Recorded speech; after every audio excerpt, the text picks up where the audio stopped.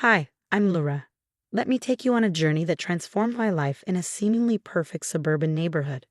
My life unfolded like a complex tapestry, woven with threads of hope and despair. It was a sunny afternoon when Michael and I sat in our cozy living room, the silence broken only by the ticking of the clock. Why don't we try another doctor, Laura? There has to be someone who can help, Michael suggested, his voice filled with optimism. I sighed, feeling the weight of years of unsuccessful treatments. I don't know, Michael. It feels like we've seen every specialist in the state. He took my hand, his eyes sincere. We can't give up.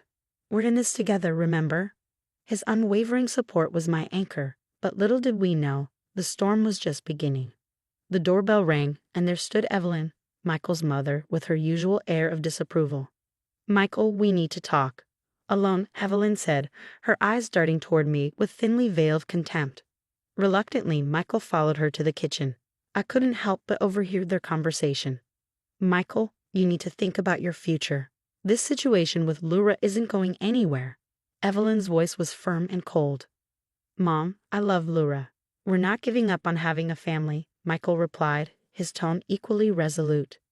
You need in here someone to carry on the family name.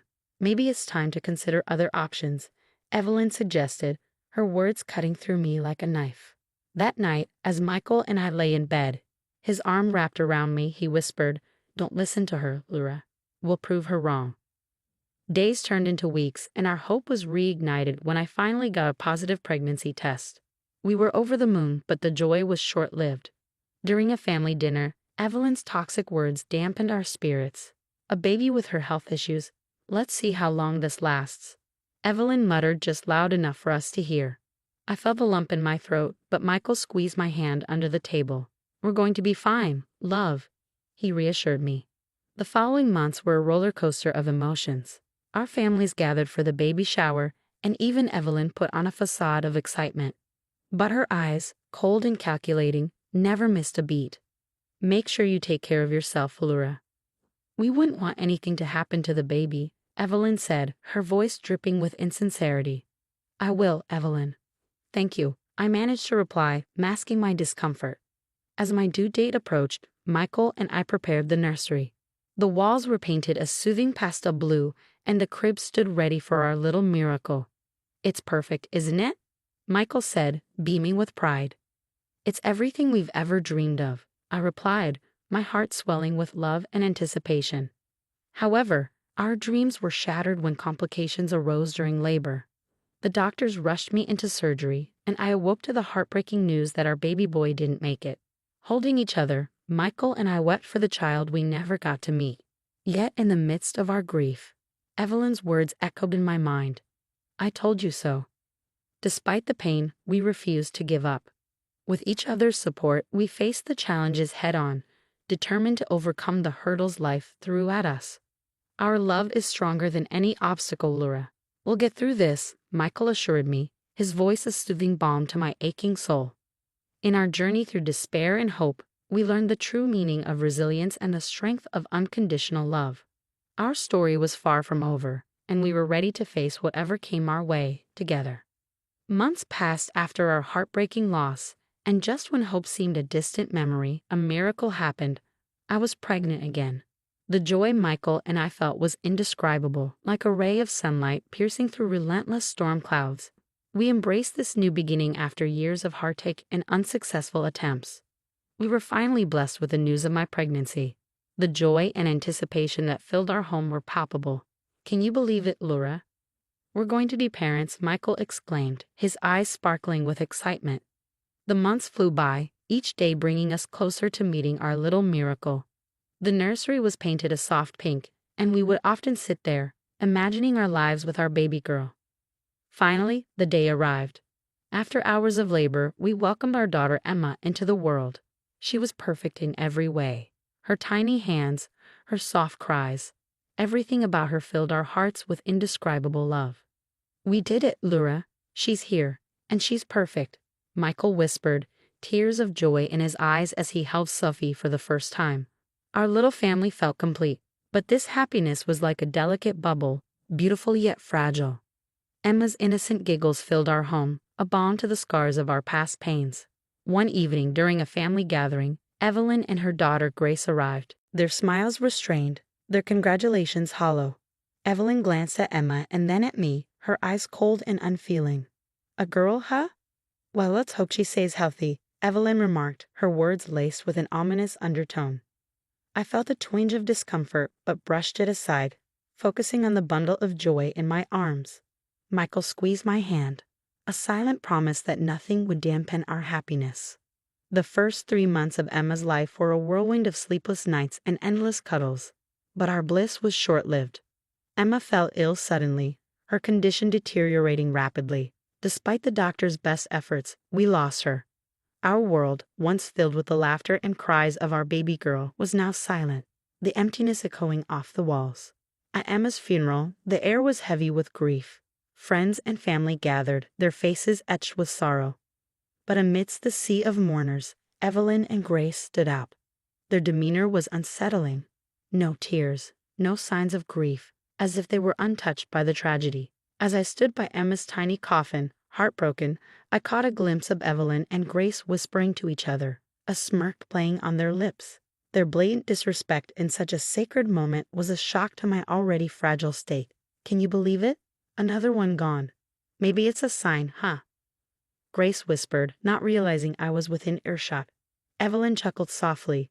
"Perhaps Michael will finally see sense and leave her." I watched, stunned, as they exchanged smiles and whispers, their laughter a jarring sound in the solemn atmosphere. It was a slap in the face, a mockery of our pain. My heart pounded in my chest, anger boiling inside me. "I can't believe they're doing this," I whispered to Michael, my voice shaking. Michael looked in their direction, his expression turning from confusion to disgust. "I'll talk to them," he said, but I was already moving toward them. "Really, Evelyn? Smiling at a time like this? What's wrong with you?" I couldn't hide the bitterness in my voice. Evelyn turned to me, her smile fading into a smirk. "Oh, Lyra, always so dramatic. We were just." "Just what? Celebrating my daughter's death?" I interrupted, my voice rising. The crowd began to take notice, their murmurs growing louder. Michael came to my side, his eyes filled with anger and disappointment. "Mom, this is unacceptable." "You're at a funeral," Michael said, his voice stern. Evelyn tried to defend herself. "We were just talking about..." "About what?" "How happy you are that my daughter is gone." I was nearly screaming now, my grief turning into rage. Grace stepped in, her voice dripping with fake concern. "Lyra, you're overreacting. We're just as sad as everyone else." "No, you're not," I shot back. "You've never wanted me to be happy, not with Michael, not with Emma. You've always wanted me gone." The confrontation drew the attention of everyone present. Michael stood firmly by my side, his arm around me. It was clear where his loyalties lay. "I can't do this anymore, Mom. Your constant negativity, your disdain for Lyra, it's too much. I can't have you in our lives if this is how you're going to act," Michael said, his voice unwavering. Evelyn's face fell, a mix of shock and indignation. "Michael, you can't be serious. She's manipulating you." "No, Mom, I'm seeing things clearly for the first time," Michael replied, his decision final. We walked away from them, leaving them standing amidst the whispers of the crowd. That day marked the end of our relationship with Evelyn and Grace. Michael chose to stand by me, and together we faced the world, united in our grief and love. In the weeks that followed, our home became a sanctuary, a place where we could mourn in peace, away from judgmental eyes. We leaned on each other, finding comfort in our shared pain. Evelyn was always a part of my life, but I can't have her toxicity around us. "Not anymore," Michael said one evening, his voice tinged with sadness. "I know it's hard, but I'm so grateful you're standing by me," I replied, my heart swelling with love for the man who would become my rock. As time passed, the acute pain of loss gave way to a dull ache, a constant reminder of what we had lost. We learned to live with it, to build our lives around the gaping hole left by Emma's absence. "We'll get through this, Lyra, together," Michael would often say, his words a beacon of hope in our darkest moments. Our journey was far from over, but we faced it hand in hand, our love a testament to our resilience. The betrayal of family was a deep wound, but in each other we found the strength to heal and move forward. Years passed, weaving their way through our lives, bringing healing and new joys. Michael and I were blessed with 4 beautiful children, each a testament to our enduring love and the strength we found in each other. Our home, once shrouded in sorrow, now echoed with laughter and the pitter-patter of little feet. As our children grew, so did their curiosity. They often asked about their grandmother, Evelyn, but the wounds she inflicted ran deep. Her absence in their lives was a conscious choice, a decision made to protect them, to shield them from the toxicity that once threatened our happiness. Then, one day, out of the blue, we received a call. Evelyn was gravely ill, her time drawing to a close. She wanted to see us, to meet the grandchildren she had never known. The news stirred a whirlwind of emotions within me. "Why now, Michael, after all these years?" I asked, my voice a mix of confusion and bitterness.